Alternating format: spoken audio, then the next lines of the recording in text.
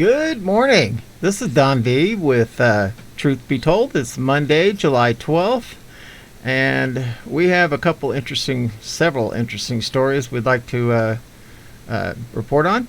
And with that, before we move to those, don't forget to subscribe. It's completely free, and 97% of the people who watch my videos are not subscribers. Doesn't cost you a cent, and only takes a second. Much appreciated. Join my channel. At any rate, without ado, let's go ahead and move right to it. First one is learn how to spot the suspicious behaviors. FBI encourages Americans to snitch on their own family and friends. These people just make me ill. They're so corrupt. Where have we seen this before? The FBI on Sunday encouraged Americans to snitch on their own family members and friends. Family members and peers are often best positioned to witness signs of mobilization to violence, help prevent homegrown violent extremism. And it gives a website address to learn how to spot suspicious behaviors and report them to the FBI. The FBI said Sunday. The FBI outlined suspicious behaviors to watch out for in a 32-page bulletin. Oh, no surprise. Back to the Obama years. Although the FBI surprisingly focused on Islamic terrorism, they described behaviors by other homegrown extremists to watch out for. Based on the FBI's treatment of Trump supporters who attended the January 6th Capitol protest, it is clear the feds are also encouraging people to snitch on conservative family members. For example, the FBI views retweeting or linking to violent extremists or suspicious behavior. Violent extremists, QAnon followers, MAGA grandmas. Most of the behaviors listed below perfectly describe BLM and Antifa terrorists. However, the FBI totally ignores their terrorism and focuses only on MAGA grandmothers. You can see this big list here. I'm not going to read this big list. I'm not going to help them out any. Look at this. This is just crazy. Family members and peers are often best positioned to witness signs of mobilization to violence, help prevent homegrown violent extremism. At any rate, moving on. Rest in peace. Former FBI agent James Kallstorm dies at 78, a good guy within the now totally corrupt organization. Rest in peace, James Kallstorm. Over the past few years, James Kallstorm was one voice from the FBI who led you to believe the FBI still had hope. In an interview with Fox Business legends Lou Dobbs, Kallstorm called Jim Comey a total narcissist and more. Jim Comey, an educated nitwit, and he promoted people of his ilk around him. What they did to General Flynn is an absolute and total outrage. You want to watch this guy? Let's see what they say. All right. Disgraced former FBI Director James Comey continued to try to deflect blame for his conduct and their consequences, blasting Republicans and President Trump testifying for nearly 6 hours before House lawmakers. So another day of Hillary Clinton's emails and the Steele dossier. This while the President of the United States is lying about the FBI, attacking the FBI, and attacking the rule of law in this country. How does that make any sense at all? Republicans used to understand that the actions of a president matter, the words of a president matter, the rule of law matters, and the truth matters. Well, joining us now, James Kallstorm, former assistant director of the FBI. He served nearly 30 years with the Bureau. Jim, it's great to have you with us. Thanks, Lou. It used to matter who ran the FBI. Your sense of what is going on in the FBI and its leadership still, and the performance of this disgraced former FBI director. Yeah, Jim Comey is just, I don't know, I guess if, you looked at a picture of someone who was a narcissist, you'd have Jim Comey's, that would be the picture you'd have in the book. The guy is just out of his mind. The notion that the FBI reputation has been soiled, not because of him, but because of other things. I mean, it's because of him. And it's because of the other 5 or 6 or 10 or 12, whatever the number is, people around him. The McCabe's of the world, the Strzok's of the world, the Pages of the world, and all the rest of these people. Everyone who was associated with him has been sullied and soiled and disgraced, whether they've been fired or whether they've been resigned. Yeah, he's an educated nimwit. I mean, and he promoted people of his ilk around him, I guess, so he wouldn't feel he'd feel like he was still going to be the imperial wizard. The guy is just out of his mind, quite frankly. What he's done criminally, the federal violations he's put himself into, and the Bureau, he has zero support now in the FBI. He carried out an investigation against the President of the United States for nearly a year before there was a special counsel.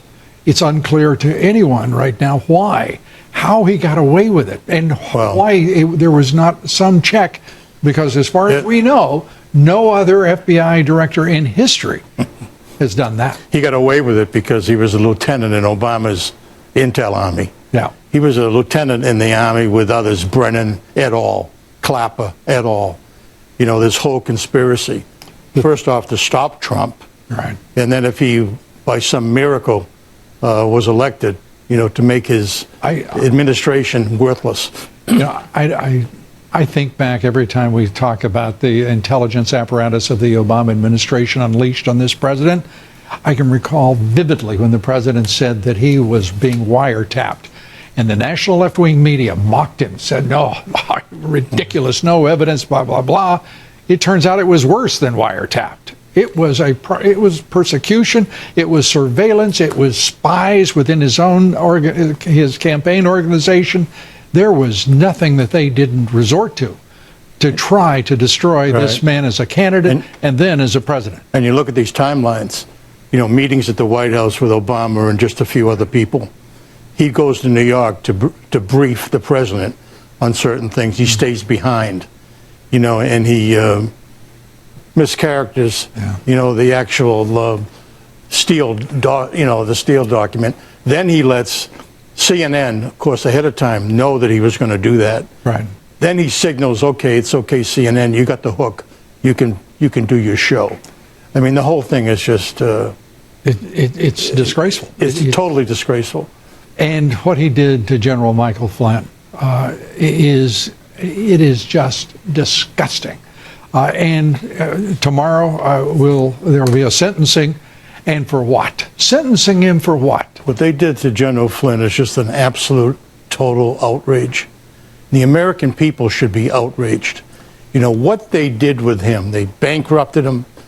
They made him sell his house. They made him do all kinds of things over nothing, over some grudges. And then they announced today that they're going after his two business partners as foreign lobbyists. Well, I hope Judge Sullivan throws the case out. I hope he chastises everybody involved in this witch hunt. I mean, they were out of control what they did to him. They were in violation of the Constitution. They're in violation of the privacy regulations. The unmaskings, we haven't even talked about that. And that, I know in your view, that's a bigger scandal than any of all of hundreds and hundreds of unmaskings that have not, the evidence of which have not seen the light of day yet. Who knows what the number is? Maybe it's 1,000. But it was all part of this scheme that was hatched in the White House with the national security team and guys like Comey. That's what you say. Goodbye to a great patriot. Moving on. Biden's ICE now allowing pregnant women and women nursing babies to stay in the U.S. Where are they going? According to Biden's new rules on immigration, pregnant women and women nursing children will no longer be detained pregnant women for deportation. On Friday, a new policy was announced that ICE will no longer detain most pregnant, nursing, and postpartum women for deportation. The list of those exempt from deportation proceedings is growing. Hotier reports. During the Trump administration, thousands of pregnant women were held in detention centers along with others who were detained at the border. The statement from ICE includes some mumbo-jumbo about infant development and parental bonding. These are words to humanize illegal entries into the U.S. In other words, this is the Biden's administration moving forward to open border policies by releasing these women as they are detained at the southern border. Biden is broadening catch and release policies. The statement by ICE claims that the new and expanded directive complements ICE's National Detention Standards, Family Residential Standards, and ICE Health Service Corps policies. The Biden administration has also taken advantage of the 14th Amendment. Babies born in the United States are granted full benefits of citizenships, according to ICE. Yeah, so if you're pregnant, let's make sure they become citizens. The problem of pregnant women arriving on the southern border is relatively a small one. As of Thursday, only 13 pregnant women were in ICE custody, and they were being considered for release under the new policy. This report from ICE doesn't match with what we reported in April, where a line of pregnant women were loaded on a bus to nowhere. Let's see, is this a video? I don't know. Let's click on this. This crazy, shocking video of pregnant illegal aliens moved around at night at southern border, then being prepped for travel across the United States. What is going on at the southern border? If Americans knew that they'd be marching in the streets, instead, illegal immigrants are being marched between facilities involved in their early days in the U.S. Obama and Biden are back to Obama's old ways of destroying this great nation. They're trying to change the country to something like Venezuela, and they will do anything to do it. They'll can't say those words and break any number of laws. It's about absolute power. An incredible video showing the movement of illegal immigrants at the southern border was released today. It shows around 50 girls, a majority of them pregnant, all like illegal immigrants, being moved around between locations at the city on the border. Girls are shipped from fenced-in facilities to the Catholic Charities facility about a block away. They're marched at night, and few children with them in tow. In the video, it is reported that the women's phones are taken away. The videographer asks if this is so they can't be traced. This is shocking, and this is what is happening in America. Let's go ahead and play this. Okay, guys, this is what they were so desperately trying to hide. Every one of these women is pregnant. Every single one. Okay? That's why they're being allowed into the country without actually having children with them. Well, there's one child, but the majority of these women are pregnant. And this is what's going on. This is the long line of illegal migrants that they did not want you to see. This is why they called the police on us. This is why they said we could not be here. But here we are. And the police agreed with us that there's nothing they can do about it because we are exposing the truth. We are following all the laws. Just count, folks. Just count. Just count with me. Stop this video, play this video as many times as you want, okay? And again, this is just one more group tonight. Just one more group. This is just outrageous what this so-called administration is doing. All right. On Politico, it says, as Bezos called for tax hikes, Amazon lobbied to keep its tax bill low. Of course. The lobbying effort shows the complications that come with the push to raise corporate revenues. As Amazon publicly embraced Joe Biden's plan to raise the corporate tax rate across the board, it has also lobbied Congress to preserve a price tax break that helped it lower its corporate tax bill. The retail giant's founder Jeff Bezos earned plaudits earlier this year when he announced that Amazon would back a rise in the corporate tax rate to help pay for Biden's infrastructure package. His comments broke with most of the rest of corporate America. The U.S. Chamber of Commerce and Business Roundtable vehemently opposed such tax hikes and serves as a rejoinder to critics who have attacked Amazon for paying little to no federal income taxes. Biden himself criticized Amazon's tax rate as too low on the campaign trail. Behind the scenes, however, Amazon and other companies have been making moves to help keep their taxes from rising, and their efforts illustrate some of the unseen hurdles the Biden administration faces in its efforts to bring in more revenue from corporate taxation, as it calls for raising the overall corporate tax rate to fund its ambitious domestic agenda. The company hired the tax lobbyist Joshua Odence a former Democratic congressional aide and veteran to the Obama administration, last month to lobby on the section of the tax code dealing with the research and development tax deduction according to a disclosure filing. And the R&D Coalition, an alliance of companies that benefits from the deduction, including Amazon, Intel, National Association of Manufacturers, and others, hired a squad of veteran tax lobbyists at PricewaterhouseCoopers earlier this year. Those hired include former top aide Senator Minority Leader Mitch McConnell. No wonder he's such a rhino. The R&D deduction and the related R&D tax credits are designed to incentivize companies to shell out on research and development by providing tax breaks for spending on research. The credit was first established in 1981 according to the Tax Foundation and has broad bipartisan support.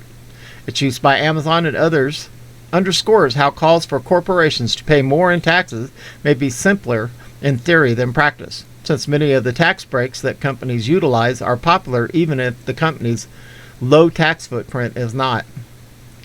It's tough to know exactly how much R&D tax credit, which is broadly popular in both parties, has saved Amazon, but Amazon disclosed in its Securities and Exchange Commission filing earlier this year that the tax credits that helped it reduce its U.S. tax burden were primarily related to U.S. federal research and development credit. Credit is not the only way that Amazon reduces its tax bill. It also benefits from tax rules allowing it to deduct the cost of the stock it gives its employees as part of their pay package, among other tax breaks. Very likely they're getting hundreds of millions of dollars a year in R&D tax credits, said Matthew Gardner, a senior fellow at the Institute of Taxation and Economic Policy who studied the tax habits of Amazon and other big tech companies. So it goes to show you, it's not as I say,